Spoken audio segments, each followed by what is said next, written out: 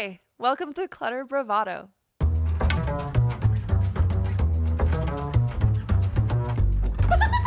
Yes, and it's the energy. It's not just about the stuff. So we should probably just get into it, right? Let's go.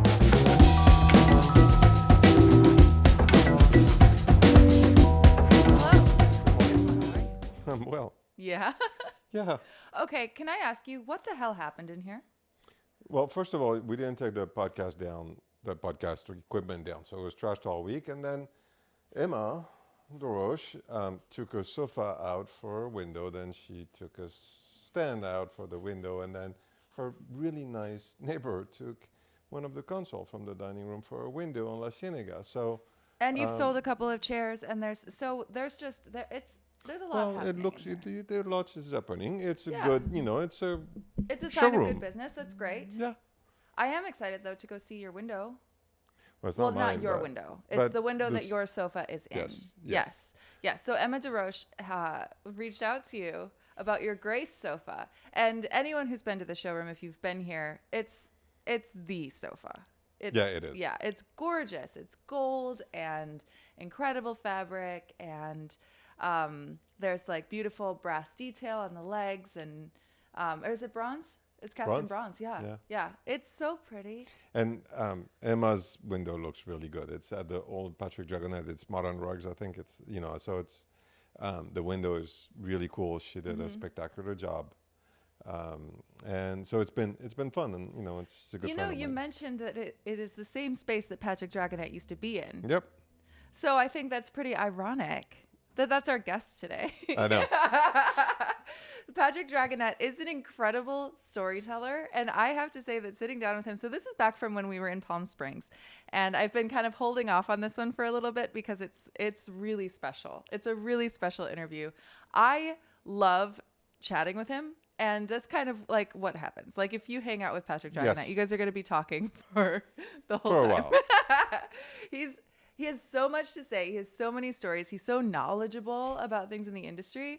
And I learned a lot from him. I really, really liked hanging out with him at Palm Springs Modernism Show. Him and Charles are two very dear friends who I've known for a long time. And so, Patrick is, he's been in the business for a second. So he definitely has a passion for it. Yes, he does. And now that he has that beautiful store in Palm Desert, whereas they're really happy there. It's fun. Yeah. So he completely relocated from Los Angeles to Palm Springs, and he tells the story of it in the interview and everything, and it's really cool.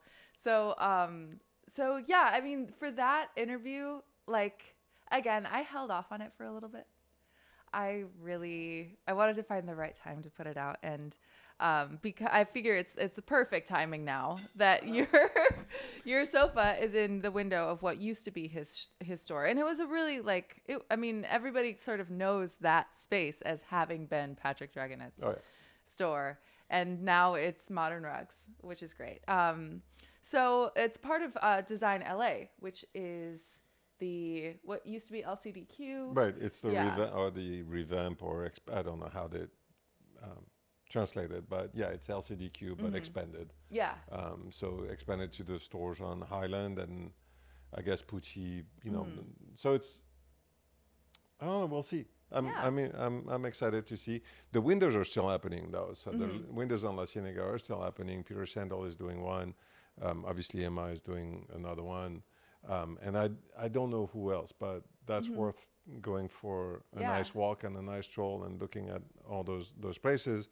A lot of open doors, open houses, quite a bit of talks as well and lectures that I think are all sold out. But you never know. Yeah, you never know.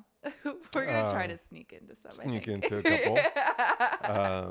So it's exciting, and tonight I'm really excited to see Kendall Wilkinson and get her book. Yeah, so we're celebrating the release of Kendall Wilkinson, who was on the show a few weeks ago. Yeah.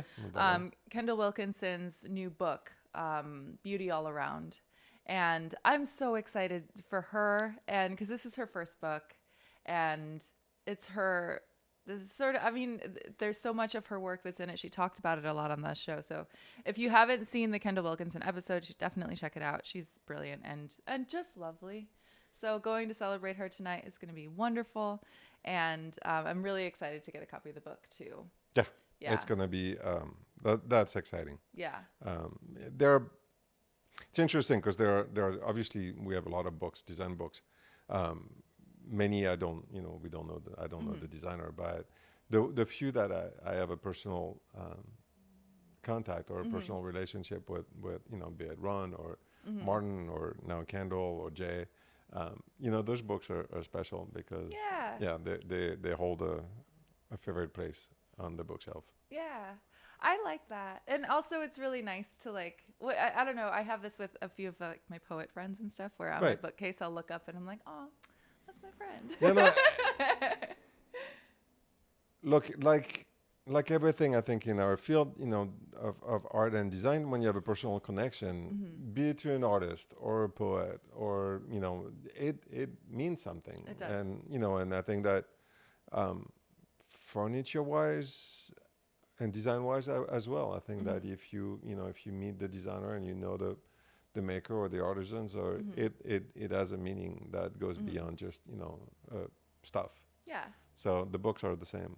Yeah, and then it's also kind of fun if you have like a guest over, you're like, oh, this is my friend's book, and you can tell them like your personal little stories that you have about them too, which is great. Not like gossiping. I'm not promoting gossip right now, by the way. Are you? No. But it was a little bit of tinge of that, no? I think the only reason why I defended that it wasn't is because I love gossip. Who doesn't? I mean, I like it. Also, for this podcast, I feel like it would be wrong for me to like gossip about people that we know and to gossip about us. No. Should we start doing that? Should we start like telling like, hey, by the way, did you hear? I was at this event and this happened. Make it salacious. We could. Actually, we had a great conversation with a friend at an event over the weekend. Yeah. Who gave us some like really interesting insight about the podcast and about like how TV writing is done. And I want to pose this to anyone listening to this right now. On Spotify, you can leave comments, or you're always welcome to email us at clutterbravado@gmail.com. And I want to know your feedback about the show so far. So this is our 33rd episode, and we've put a lot of effort and put a lot of work into it, but I want to know what you guys, all of you who are listening to this, what do you want to hear? Do you want a certain guest on? Do you want us to start gossiping? In the meantime, can you hit the follow button, please? Also, you can follow us. But I love a comment. I love an email. Oh my gosh, did you see that one of our reels got like a really saucy comment? Yeah, no. That was We funny. got our first negative comment on. It's crazy. It wasn't that bad, actually. It wasn't that. Oh, it was bad. It was a little. But I loved your answer, though. A little sassy. It was a little sassy, but if you your don't answer follow was us on cute. Instagram, it's Clutter Bravado, at Clutter Bravado, all one word. And yeah, I post reels all the time. And one of the reels that we posted like 2 weeks ago got like a very like calling us petty. Petty. Us. So fun. Us. Just like. What was that? No, I'm not. Listen, I'm not petty and I don't gossip, but. But I love gossip, and no, petty you're not. No, I'm not. Opinionated, maybe. Yes, sometimes. Yeah. Yeah. I tend to be. I don't share a lot of my opinions on the show. True. We're gonna do that more, I think. Should I? Yeah. What if people start to dislike me? I'm a Libra. That's a tough thing for me. As a Libra, it's important to me that everybody likes me. Oh, is that what it is? No, not at all. It's both. It's that being a Libra is just about like creating balance and finding the best solution for everybody. It's a really even-keeled sign. I don't know. Besides for Gemini, which is the best sign, I don't know anything else. Gemini's the best sign. Yeah. Do you know That's what everyone says. That's not what anyone says. That's actually, as a Gemini man, you might be the worst sign. People say that Gemini is the best sign. I've heard it. Who's people? Well, you know what? People are people, and it seems that it's now a valid reason. It sounds like you're making it up on the spot. And no, look, I'm not the only one to use the people, and which is people something are a Gemini people. would do. And I've heard that people say that Gemini is the best sign, and that's, I think it's also, I saw it also written on an Instagram thing that Geminis are the best sign, and it was written on Instagram. So, I mean, it's really funny, actually, coming from a Gemini, that you're saying all of these things. But I want to let you know that as a Libra, we actually are the best sign. We are, and I'm an October Libra. We are the best sign. Oh, because on top of that, you make a difference between the September and an October Libra? Yes, absolutely. September oh my God, Libras are problematic. Petty. Wow. Yeah. Okay. No, I don't agree. And I'm sorry, you don't agree that I'm the best sign? What, do you hate me? I thought we were friends until just now. Now I don't know. Now I'm Meet Elyse, my co-host. Huh? Libra, best sign. N'importe quoi.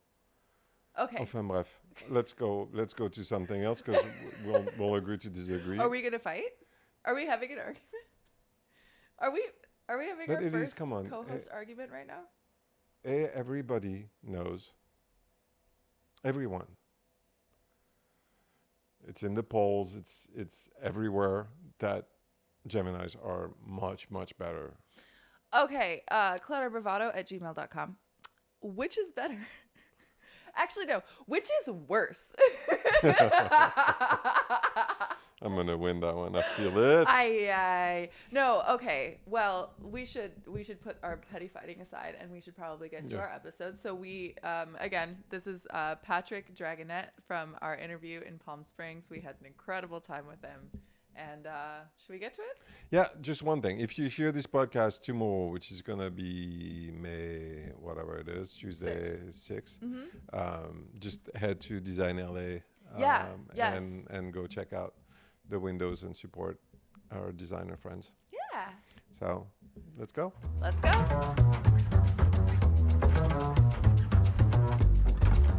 Welcome to Clutter Bravado. We are here with Patrick Dragonette. Hi. Hi, how are you? I'm so good. How are you doing? I'm well, aside from the gash in my forehead. You know what? You can almost hardly see it. Yeah. I love hearing that. Yeah. 8 stitches. It's gonna give me a lot of character. Oh my goodness. A lot of character. I mean, when I met you on Thursday, it didn't happen, or it hadn't happened yet. So. No, it happened Friday. Yeah. So I was scarless when you met me. Oh my gosh. And now I'm stitch full, and will be scarred in the future. Oh. Well, they did a great job on it. They did a good job. Yeah. You'll You're never see it. Everybody keeps saying the stitches are really good. Yeah, so they look I really hope good. everyone's right. Oh my gosh. But I do think it'll give me a little, Would you say that that's the most dramatic thing that's happened at Palm Springs Modernism Show? My falling at home, in preparation to do flowers to bring to the show, most likely. Oh, okay. Okay, great.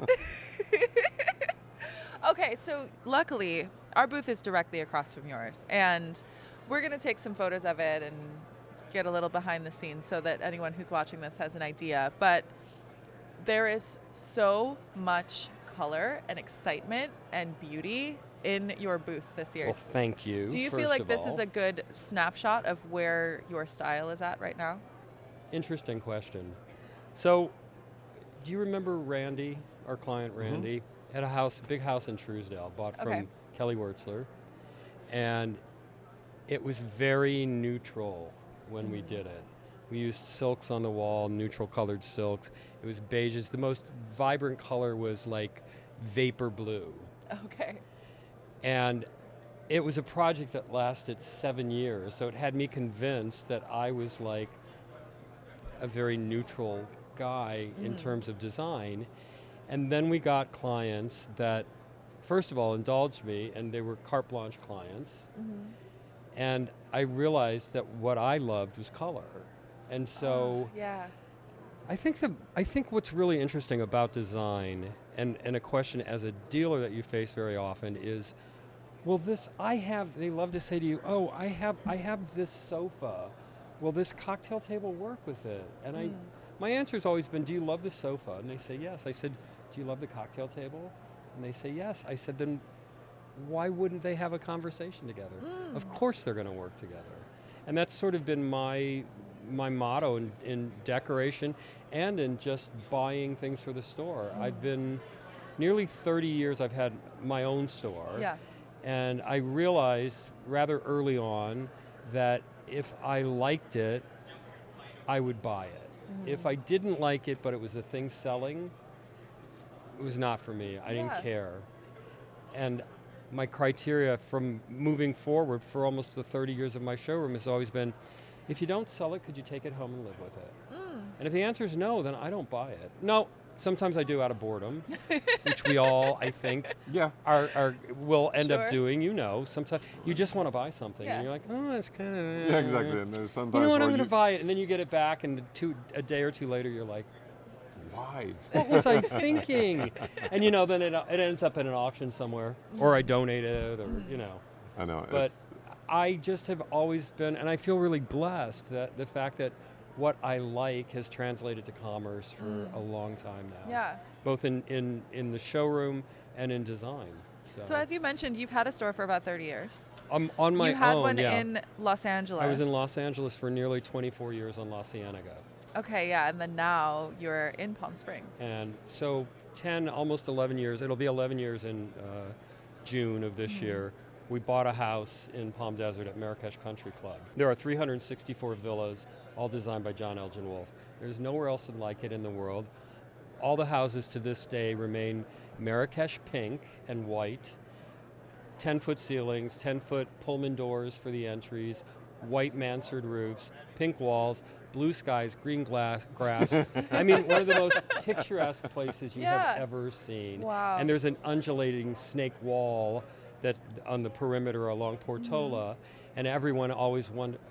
When I tell somebody I live at Marrakesh, chances are they'll say, oh my God, I've always wanted to get behind that wall. What's it like there? Oh, and I'm like, it's as fabulous as it looks from the street. It's pretty special. Wow. So we bought it in 2014. Okay. Now, I had always been a Live for Monday guy. I was always excited. What was the week going to bring? What was I going to find? Who was I going to meet? Might I get a new client for a design job? The hunt, the chase, and the beginning of the week. Yeah. What a rare trait first. That's great. We bought the house here. Yeah. We started using it. We bought it in June. We completed the renovation. We started using it in October. Yeah. We came out every weekend. We stopped traveling to Europe. I was like, Charles, we have a house now to go to, and we're paying for it. We're going to enjoy it. So we would come out. We would leave like 6:30, 7 o'clock Friday. 2 o'clock in the afternoon on Sunday, we'd be in the car to beat the traffic back to LA, which very often did not happen. And we'd be back at work on Monday. Yeah. And we got into the car one Sunday, and we were backing out of the driveway, and I said, you know what? I don't want to do this anymore.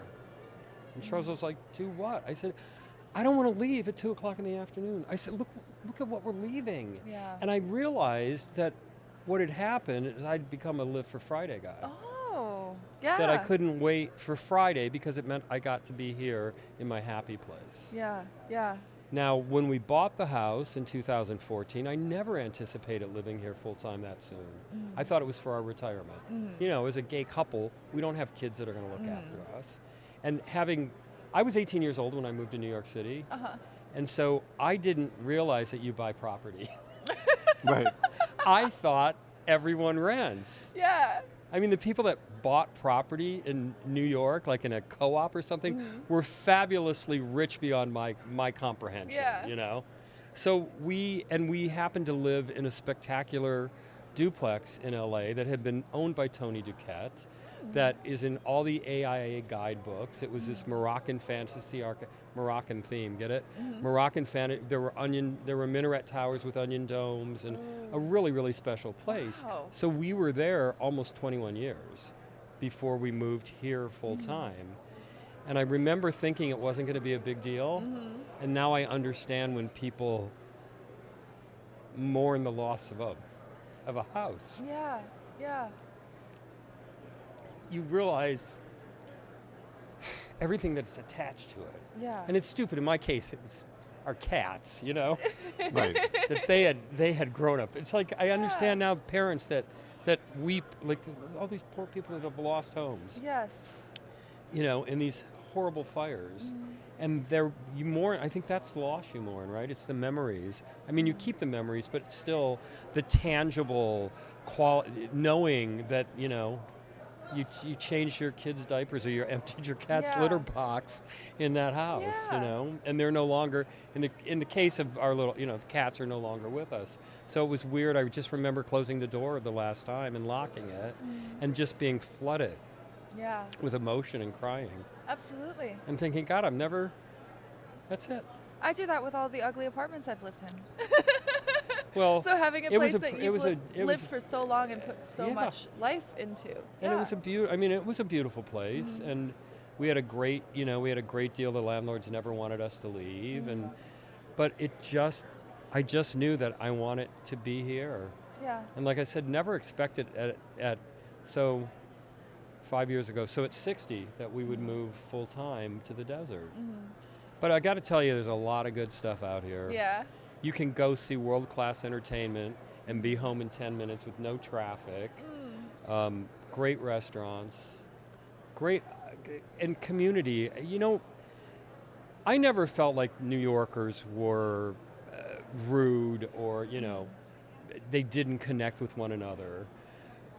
But out here, and same in LA, you know, those towns have a sort of reputation of being, you know, people kind of are insular. In LA, you're in your car and you don't, you know. Well, everybody's in their car here, but you get out of your car, and if there's someone getting into their car, they say hi to you. Yeah. They acknowledge you. You walk down the street, and people make eye contact, and they say hi, and it's nice. Do you feel that your neighborhood, like the Marrakesh neighborhood, is really communal in that way? You know what we have that is so I think the April issue of Palm Springs Life is doing a big feature on Marrakesh. Because Tom Shearer redid the clubhouse a couple of years ago, and Town and Country got an exclusive on it, which ran in December, January of last year, and we always wanted somebody local, and in my mind it was always Palm Springs Life. So I went to them and I pitched them the idea that it was our 55th anniversary of Marrakesh Country Club, the clubhouse remodel. And then I said, you know, if I were you guys, I would take an opportunity to look at the diversity of our membership and to see how the demographic has changed and what a melting pot, especially Marrakesh is. You know, we have a 94-year-old retired FBI agent. Wow. We have, I call him the Sandwich King, jokingly. He owns Subway, like not Subway, but some sort of sandwich shop. He has like 200 sandwich shops. And his wife is always in head-to-toe Chanel, so sandwiches are doing well. Sandwiches are doing well. And we've got, you know, there's a pretty fair, I would say we're probably close to 10% with gay population now. There's 364 homes. When we bought at Marrakesh in 2014, we were 55. We drove the demographic, or the median age, from probably 82 to 74. Oh, wow. By us moving in. Yeah. Well, that has changed dramatically. Okay, and that's what I was saying. You look now, we have people living there full time who have kids. Like kids in school. Wow. In high school. Yeah. Yeah. Like real kids. Yeah, like real kids. Like kids that ride their bike on the street. No. Kids. And you know, and some people think, well, I remember somebody saying to me, well, that's not really, I don't know if that's fair to those kids to be living here. There's no, you know, there's not a lot of kids. And I was like, but these kids can leave their house unlocked, ride a bike on the street, feel safe. I think it's great. That's great. Yeah. So they bought the idea of you, and I said you could take Marrakesh and use it sort of as a microcosm of how the valley has changed. Right. Because it has shifted dramatically. And it's not just at Marrakesh. But the truly unique thing about Marrakesh, when you buy Marrakesh Country Club, you have to pay an affiliation fee and become a member of the club. Now, the vintage you have to become a member of the club, or you cannot buy. You have to pass muster before your house can close. There's another country club out here that denied membership to a very famous director / fashion designer, and we're somewhat proud of the fact that they had done that. That would never happen at Marrakesh. Wow. So what I think the major difference is that we have this architecture that's, first of all, where can you buy John Elgin Wolfe for under $12 million? And these are way under that. If you were to buy a John Elgin Wolfe in Beverly Hills, you'd be paying 20. I think the Pendleton house sold for 22 million or something. You have this unique architecture. You have a very diverse group of people who are attracted to the architecture. So now you take all of those people and you make them members of a club. So you have this beautiful diversity that doesn't exist in a club, whereas Groucho Marx said, I would never want to be a member of a club who would let me be a member. You don't have that standard. Yeah. I mean, we have this sort of pretend version of it. You have to be sponsored, but it's not that strict. You're buying a house. We need your affiliation fee to keep the club alive and thriving. So, and because of that, you get all these different people that you don't think maybe you would have a lot in common with. We have the Iris Apfelt of Marrakesh. Her name's Kay Turner. She's vivacious. She's beautiful, full head of white hair, giant glasses, great style. Walks her poodle Clifford, the red poodle, down the street every morning. Mary McConnell is 97 this year, I think. Walks every day. Aggie O'Neill still drives. She's 96. And I said, Aggie, I wouldn't even be afraid to see you on the street if you were coming toward me in a car. Because she is that bright and that sharp.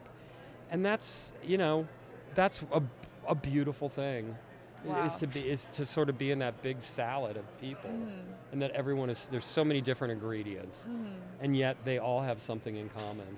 So in case you haven't noticed, he really fell in love with living here. Yes, I can tell that you have like sort of a piece about you.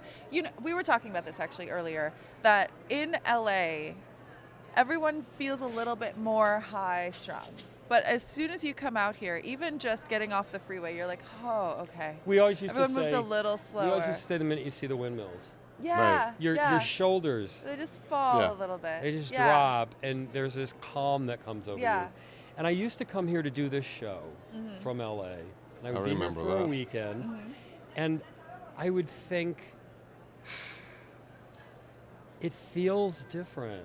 The air feels different. Oh, the air is different. The atmosphere, the air is different, the absolutely. light is different. Yes.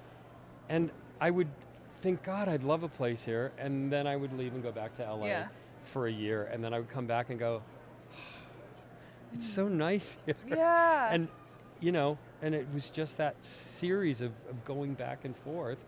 And then when we finally, so I'm a guy that knows a little bit about a lot of stuff. Truly. Okay. I'm not a jeweler, never been a jeweler. But you have great jewelry. I do have great jewelry. Oh, you do. You do have great jewelry. This piece is amazing, by the way. Thank you so much. This is Patrick Dragonette. And it's on a beautiful model, isn't it, folks? Oh, thank you. Yeah, absolutely.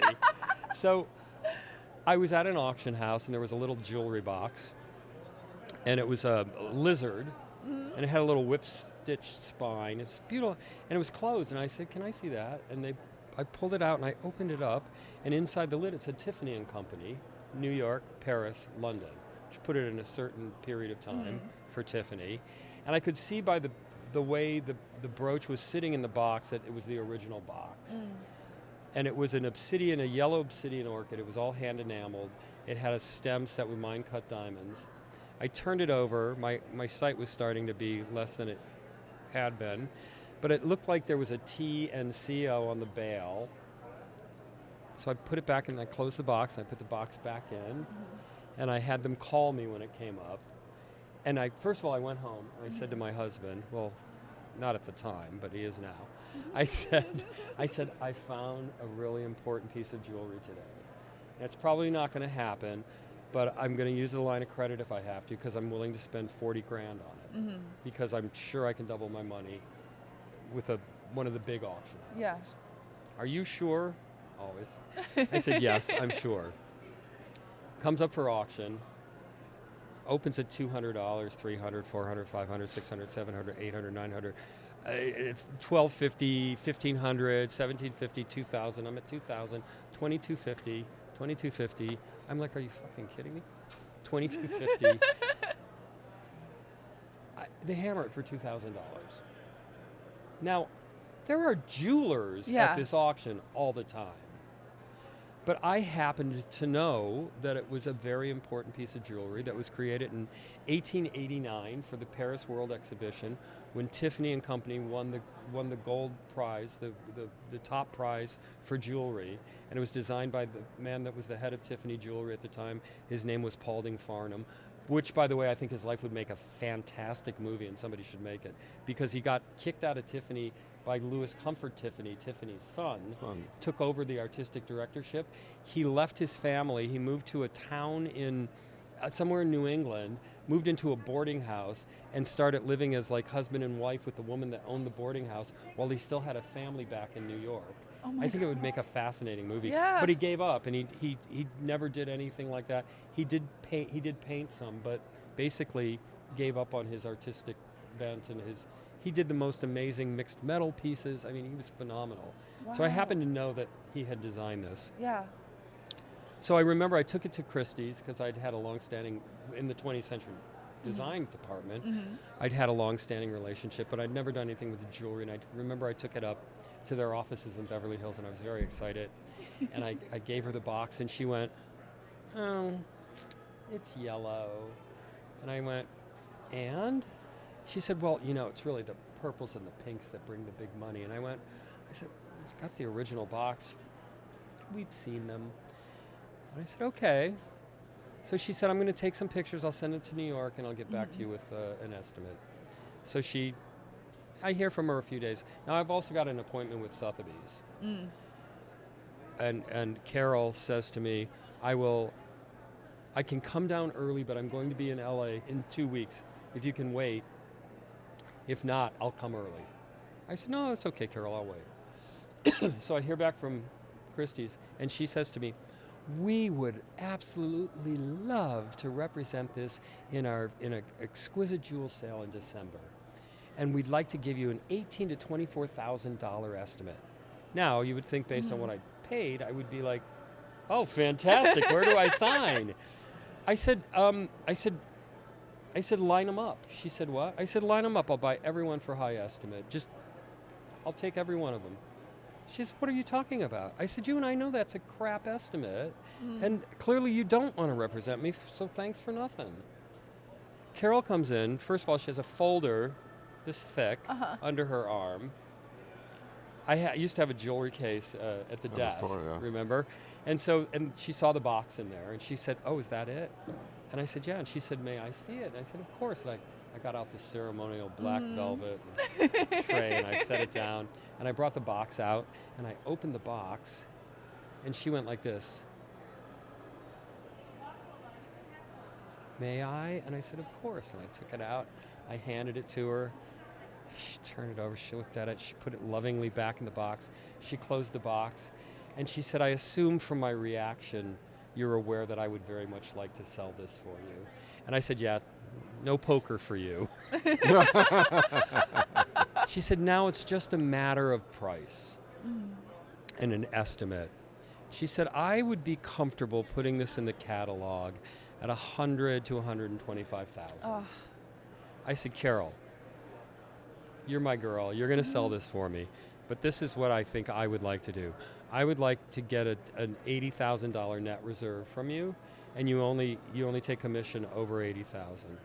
Oh my God, you would do that? I said, yes. She said, then with your permission, I put it in the catalog at $80,000 to $100,000, because there's a mental block about $100,000, right? So if you see something for $80,000, you might get, and you don't think you want to spend over 100, but you become attached to it because you want it, it leads to more bidding.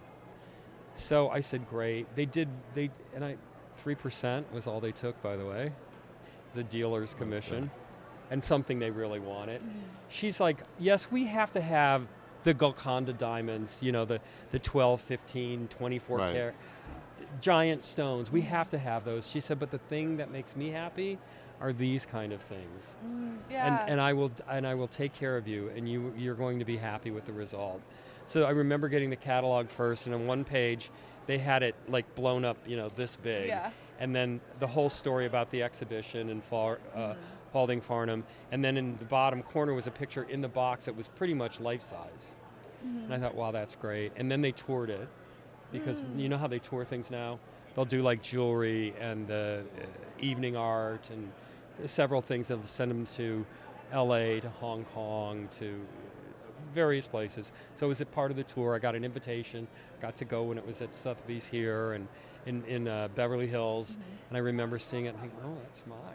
And Carol saying, there's been quite a bit of interest. And I was like, oh, good. Oh, wow. So first I was going to go to New York for the auction. I thought, oh, that's just kind of a waste of money. I don't need to be there. So we watch it at the store on the computers. So the auctioneer looks like Barbara Corcoran and sounds like her, the real estate mogul. So she gets to the lot and she says, okay, I've got this orchid brooch. Doesn't even mention Tiffany. Got this orchid brooch. So I'm looking at my order bid. So I'm going to open this up at 20,000. I have 20,000, I have 30,000, I have 40,000, I have 50,000, I have 60,000, I have 70,000, I have 80,000, I have 90,000, I have 100,000, I have 110,000, I have 120,000, I have $130,000. I'm all out of my left bids. Do I have any advance on $140,000, lady in the front row? Thank you very much. $140,000, going once, going twice, sold. Charles and I were like, oh. Let's go. I'm having a drink. I know you're not, but I'm having a drink now. Let's go to the Belmont for lunch. Wow. Oh, all the way to the Belmont. Yes, so we walked out. I could not believe it. So so our house here is called the Orchid House because that brooch is how we bought the house. Wow. I remember that very well. That's such a beautiful story. So, and it's just, it was, it was. It gave us our, because I said to him, I was like, we don't, we're a gay couple. We don't have any kids who are going to look after us. We're renting in LA. I don't want to work for the rest of my life. We've been able to save some money, but I wanted, some equity. And by the way, what we paid 10 years ago, and we're about $1.3 million in equity in the value of our house now. When we bought it, was the best kept secret in Marrakesh, in the desert, was Marrakesh Country Club. The desert also has gone up. I mean, well, these but places. Marrakesh in particular, again, I would just reiterate, there is no place like it in the world. You have 364 John Elgin Wolfe villas. Right. Wow. And they're all painted Marrakesh pink. They have these white roofs, Pullman doors. The whole exterior, the backs of the houses are all glass sliders. They all have beautiful courtyards in the front. They're just magic. I want to go. We go? Well, you go. should come by. We'll come by. And then the beauty of it is that you found your gallery. I mean, you still were able to, open up your gallery. So I said to Charles, we had that conversation in the car. I said, I want to move. I said, I know I'm impulsive, but I also know my impulses are right, so I trust them. He's a thinker. He has to think about things. That's just his nature. He has to give it due consideration. I said, don't answer me right now. I just want you to know. And I also said to him at the time, I said, I'm talking, we probably have a year and a half, possibly even 2 years left on the lease on La Cienega, and I'm not going to break a lease or something, so we'd be here at least that long. So about 2 weeks later, he came back to me and he said, I've been thinking about it, and I think you're right. I think I'm ready to move. Now, dreamer, pragmatist says, should check the lease. We're right behind, pulls the file drawer open, pulls out the lease. We have 5 weeks till the end of the lease. So now I'm like, oh my God, what do I do? I can't, can you fathom, 20 plus years in business, not to mention the house, but the business, and you have 5 weeks to dissolve it in whatever form that means. And I thought, I've already moved in my head. I'm just going to go for it. Yeah. And I advertised on Instagram and Facebook. And then I think the last 2 weeks we were there, I got some banners and put them up. But I sold a lot of stuff. I had one woman that bought basically her entire New York apartment from me. And then I sent stuff to CR, the stuff I wanted to have out here. And then I sent stuff to a couple of different auction houses. And we moved. August 1st, 2014. August 1st, 2019 was our first full ownership in the desert. So nothing like moving to the desert in August. Yeah. Oh my gosh. I was just gonna say but that that's what we did. and it was 120 degrees, and everyone melted. Yeah. Well, there was The there funny was thing many about conversation that we had. Yeah. There was many times where Patrick called me freaking out a little bit. A little bit. And I was Of like, this is course. the best decision. Oh, yeah. I've always loved Well, I because- love the desert. And then imagine this. So we moved August 2019. I had the luxury, because I generated quite a bit of money, I had the luxury of working on the space that I had leased. And you had a good project at the time too. You had a good design project. Had a very good design project. That kept you busy too. Which was like one of my mentally. carte blanche. Yeah, it was 15,000 square feet in Encino. So, Wow. and Yeah. it was, again, these were clients who had no say, essentially. Yeah. Oh, they trusted I mean, you. she said, can I get, you remember Mary McDonald's cover? I think it was an Elle Decor cover that had the pink sofas that she did for the makeup guys for the first house she did for them in Beverly Hills. They were like Maison Janssen style sofas. And she took a picture and she sent me a picture. And she said, can I have pink sofas? It doesn't have to be these sofas, but I'd like pink sofas. And I was like, girl, you got pink sofas. And then actually, Laurent made the sofas for Oh wow. us. Yeah. Nice. They were fantastic. Because you looked into the living room, and I didn't want the back of a sofa that wasn't beautiful and sexy. Yeah. And we did their curved sofa, the Kimberly Denman and we did Showroom. it with the welts and the buttons. They were gorgeous, absolutely gorgeous. And we made a dining table that was just absolutely magical for that. I won't tell the bad part of the story. No, but no. Somebody else did me wrong.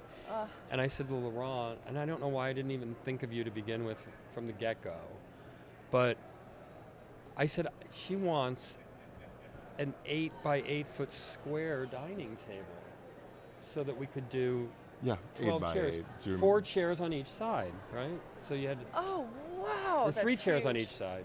Yeah. Oh yeah. And I wanted brass inlays. That's in it.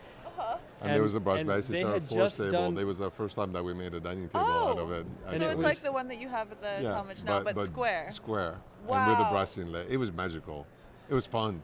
I mean, I loved working with you. The chairs were my design, and I've since made not just the same chair, but the identical chair, meaning the same fabric, the same embroidery, the same embellishment, for the same wood finish, for friends of mine that also have a place at Marrakesh, and they're in Del Mar. And I remember they came to me and they said, God, we can't get those chairs out of our mind. We want those dining chairs. And I said, well, you'll get the friends and family price. And I said, but I can, if you have a fabric in mind, or I can supply you some chairs. They said, no, we want those chairs. And I said, but I understand, but What fabric? no, we want them just like that. Everything exactly the same. Oh my gosh. So That's we so ended rare. up making another set But for that's- them. Yeah, that's a delight. But they were pretty special. They have palm fronds that I had embroidered. It was this beautiful, very high sheen velvet that had a bit of polyester or something. So it was really shiny, intentionally. So I had them embroidered in wool so that it was flat, and they had a big V in the back, and there was a palm frond going this way and a palm frond going this way on 8 of the chairs, and then the others, there was one going this way, and so we could alternate them. And then I found these little enameled bee pins, and I had them, we modified them, and then there was a little bee in various places resting on one of the palm fronds, because they had a 4-year-old. Oh, that's so cute. And they wanted the bees, but she had Yeah. one. The only thing she wanted changed was that she considered ladybugs lucky. She wanted one chair to have a ladybug on it. So that's what I did for them. Really Well, cute. yeah, they were your good friends. Oh, I really But yeah, like so that project when you opened up, and then you found your gallery on Well, El the building Paseo. I ended up in on El Paseo, I kept looking because in my head I needed high ceilings. I had 14-foot ceilings in LA. So I loved that feeling. And there was this space where I'm at now, but it had like burgundy industrial commercial carpet that was very dirty. It had dirty yellow, butter yellow walls. It had a grimy white ceiling, and it had, the what are they, par 60s, the big hot incandescent light bulbs. Oh. And there were arches everywhere. So, and the ceilings were only 8 feet 10 inches. And I thought, but it was 5,000 square feet. But I kept thinking, and it was all glass front. I thought, I don't think I can. I would go look in the windows and go, oh, I don't think I can. And then finally, and I was looking at another place that had really high ceilings, but it was 800 square feet. And I told myself, well, you could have that as like your little jewel box, and then rent great big warehouse somewhere. I was like, who am I kidding? It's not going to work. Yeah, that's not feasible. So yeah. I finally called the real estate number, and I made arrangements to see it. And I remember walking around and thinking, well, it is pretty big. Yeah. And I went to sleep that night, and I woke up in the middle of the night, and I went, oh, wait, if I have the floor epoxied white, and I paint the walls and the ceiling white, it'll just be a big white, and you won't be able to tell how low the ceilings are. And I'll take out all the arches, because the arches really made the ceilings feel low. Right. Cleaned up all the architecture, built out the windows, which Charles never agrees. He thinks you should be able to see the whole store, but I like to be able to create vignettes. Yeah. So, and it was compared to LA, people were like, oh my God, you opened an El Paseo? Oh, it's so expensive. And I was like, oh yeah, it is. You have no idea. I cut my overhead by 2/3 at the time. Oh, wow. Now it has since, come Crept up. up. Because of insurance, and there was a big BID project in the back. They redid the parking lots, and so her taxes on the bill. And I said, you've been fair. And she was super fair with me during COVID. Beyond generous as far as I'm concerned, because I was a new client. So we opened the store officially January 2020. We had a party January 17th, 2020. Oh, wow. A relaunch party. Yeah. In February, we did an artist exhibition, and we had a party for the artist on February 19th. And then by March, what was it, 12th, 15th, whatever it was, like the rest of the world, we were closed. I just dumped a ton of money into this building. Yeah. And I thought, I don't even know if I can make a living. I had no idea of knowing. Yeah. And then when we were finally allowed to go back to work, which was still during COVID, as you remember, we were allowed to go to, and it was like, curbside pickup, remember that?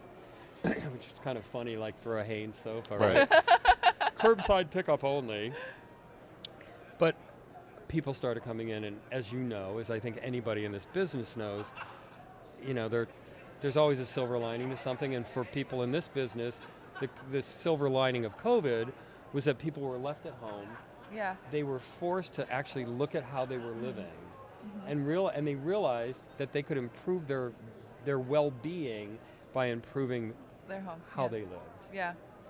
And I don't think that has changed. And that's, to me, the secret blessing of COVID, is that people didn't just stop going, oh, now I can go back to not caring about what my environment looks like.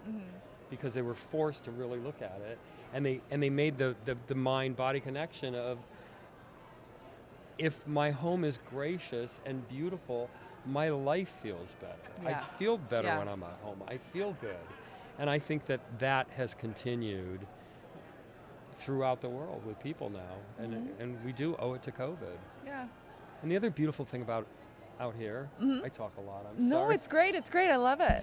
The other beautiful thing about people out here, people would say to me, what's the difference between having a store in LA and with having a store And I'm on El Paseo, which they call the Rodeo Drive of the desert. Yeah. There's the only Apple store. There's a Bottega Veneta. There's a Gucci. You know, there's high-end stuff. It's fancy over there. It's the only Gucci store in the Coachella.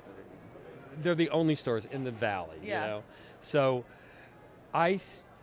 for me, the most immediate difference was, and I do still love LA, but when you're a merchant in LA and on a street like La Cienega, people always came in with a chip on their shoulder. The meters don't work. How come you don't have parking? I parked at the meter that was broken. I got a ticket. I mean, that was all anybody could. And what's your net? Didn't matter whether they were. What's your net? Nobody ever said, "Oh, I'll buy that." So when we first opened here in the desert, this couple come up to me and they said, "We'd like to buy this," and I thought, "Oh, well, I guess I'm gonna have to look at the price." So I looked and I said, "Well, it's $12.50," and they said, "Yeah, no, we just need you to pack it up so we can take it with us." And I was like, people out here are so nice and they pay full price. Yeah. It's crazy. And that is, to me, the biggest difference is that you have to remember there's a lot of population here who are part-timers, right? And it's, for most people that have a part-time place here, it's probably their happy place. People are always in a good mood. Yeah. Most people, if you own more than one home, that probably means you're pretty financially secure. And they love enriching their life with things that make them happy, things that are beautiful, whether it's jewelry or furnishings. And sometimes they have 1, 2, 3, 4, maybe 5 houses. And they'll say, "Oh, I'm buying this we're sending this to the house in Sun Valley. This is going to go back to LA." And so it's a win-win for us. Yeah. And it is really, really nice to have a showroom where on a daily basis, and I'm not exaggerating, there's not a day that goes by that we are open that when people are in, they don't say, "This is just one of the most beautiful places I've ever seen. I could spend hours in here." Yeah. It's like a museum, and then I, of course, flippantly say, "And it's all for sale, don't forget." But I did learn to integrate, and moving also gave me permission to do a few different things, like to have a percentage of inventory that's not old, that is new, but it fits my criteria. I would live with that $500 table. Now there's certain things I draw the line at. I can't. There's a lot of lighting I love, new lighting that's available. I can't bring it into my store because how can I sell a $300 lamp? Yeah.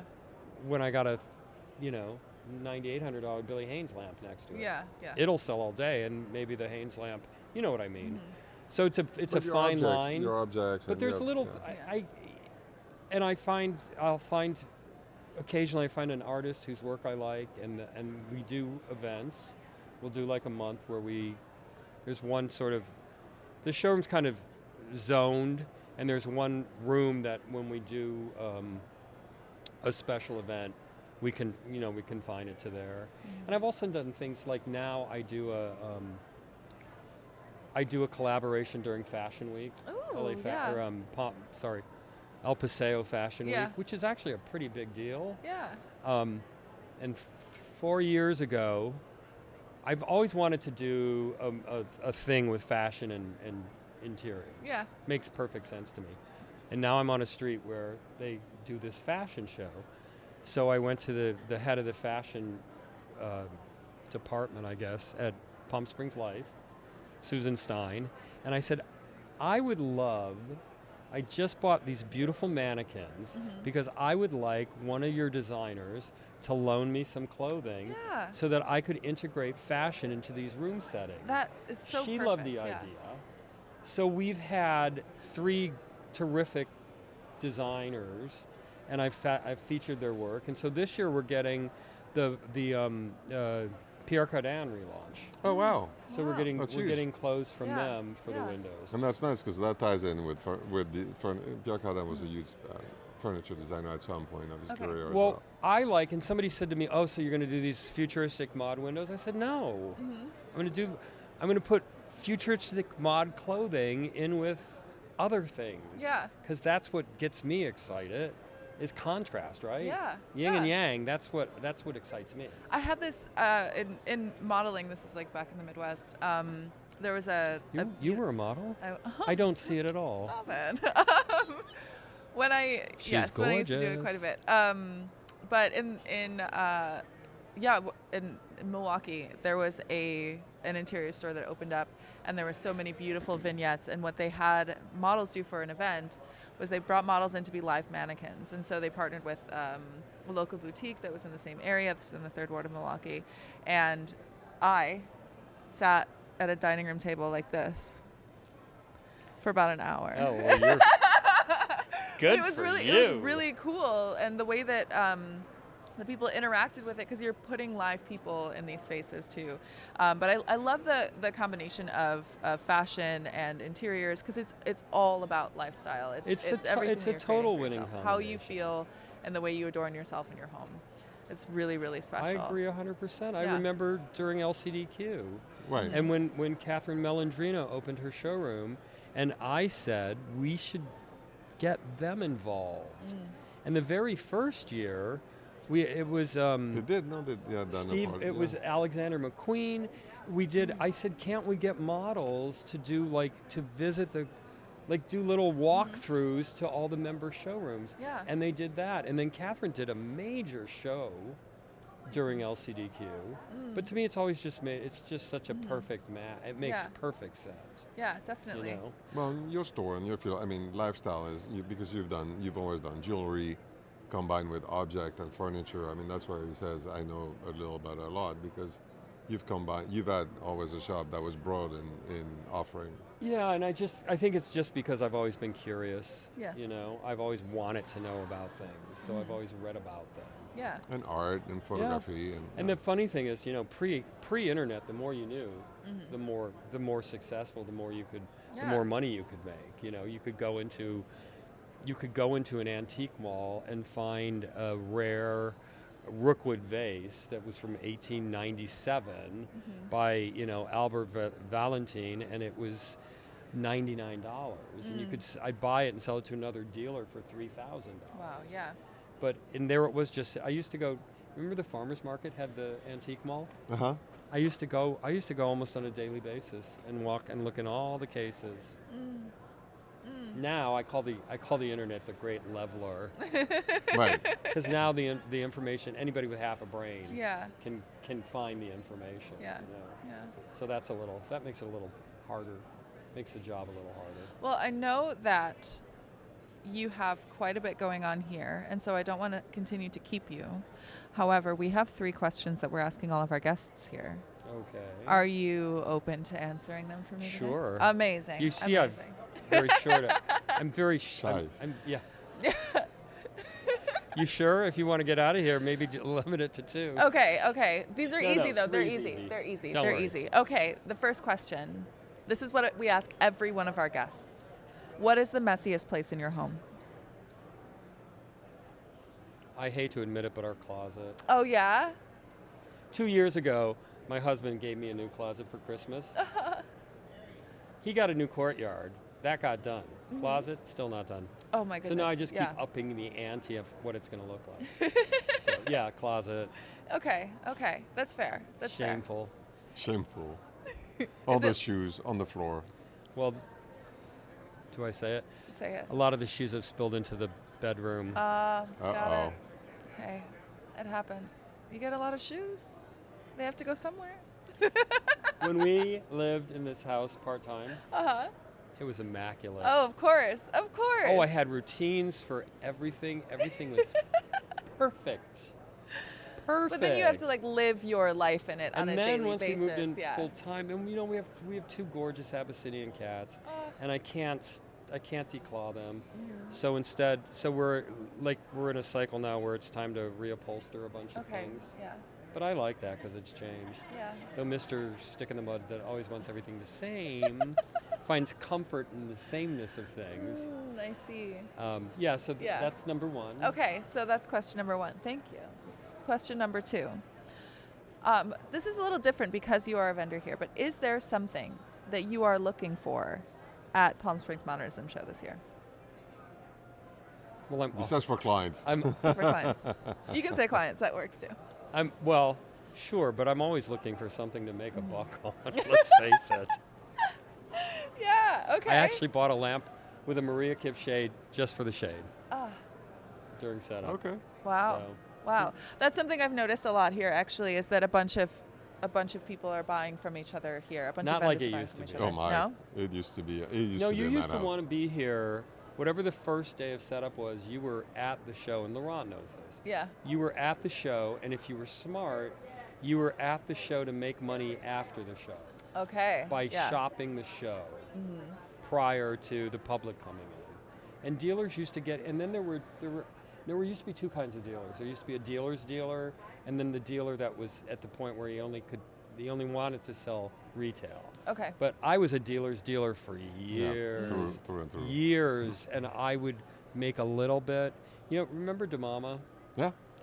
Darm DeMama used to say, he said, I'd rather make a little bit on a lot of things than try to make a lot on a few things. And he's absolutely right. And they were. And that always stuck with me. And for them, they had to because they brought more things to the shows than they did. Wow. But yeah, I mean, those were the old days, and nowadays that's something that's very difficult It's to difficult. do. So, Wow. Okay, last question. We made it. Last question. I want to know a little bit, you don't have to tell me the whole story, but a little bit about the wildest moment at Palm Springs Modernism, One where I was not there, please. Choose one where I was not involved. especially if Laurent is God, the main character. wildest moment, Palm Springs Modernism. It was a pretty wild moment yesterday when they had Rosemary in a light-up banner. I'm not sure what it said. I was like, what is she, Miss Modernism 2025? It was cute. Well, it was She very looks so cute. happy. I love it. Do you know what the banner was for? No, I have no I idea. I think they did a little thing to It's celebrate the 25th her anniversary. Yeah. So it may have been. I didn't see what it said though. We have to ask her. You know, I'm sure there have been times where there were like the police were here because somebody stole something or. But Oh I my try to gosh. remember only the nice things, I guess. Yeah. Okay. So. Okay. Any crazy The parties banner, afterward? the banner was pretty crazy for me. We've had some good parties. We had Some some good fun parties. dinners Yeah. here. We've had, I mean, I'm going to the SIA event SIA, tonight. Yeah. we're gonna go. I think everyone's going to that event today. It's gonna be busy. Yeah. We'll be there early to interview Ron and Jimmy and Oh, talk good. about Yeah. LA and save iconic architecture. So great to see Ron last night. Yeah, he Yeah. looked amazing. Yeah. Well, we should wrap it up. Well, it's So. been my pleasure. Oh, I'm Thank so. you. Thanks I'm for so, letting me it's talk. Been, it's been first. I got to meet you when we first got here, so that was a treasure. Something that I'm really grateful for, and also we're right next to each other. I'm seeing how you are sort of operating, and how Jen and Charles and Casey are all working with you. They're all just divine. So. It's I been a am pleasure. lucky. And I'm not going to lie, getting to wear a little bit of this jewelry has been like And my you know, favorite Jen's part about awesome it. because She's amazing. last year I asked her if she would work for me. Mm-hmm. And so I said, well, what am I going to pay you? She said, pay for my flight and feed me. Oh, So that's what we're an doing angel. this year. She's a Yeah. delight. I And love she her. stays with us. She Yeah. loves coming to the desert. So Yeah. she gets her out of Peoria. It was like 9 degrees there Oh, Right. no. And, this morning. and Yeah. It's she's one of those. She's been one of us It's for one of so those long. mutually beneficial, arrangements. So. Amazing. Alrighty. Wow. Well, Thank thank you so No, much. thank So- you. Thank you. At some point, we'll post photos from Marrakesh when we come visit. Yes. Okay, good. Yes. Good. I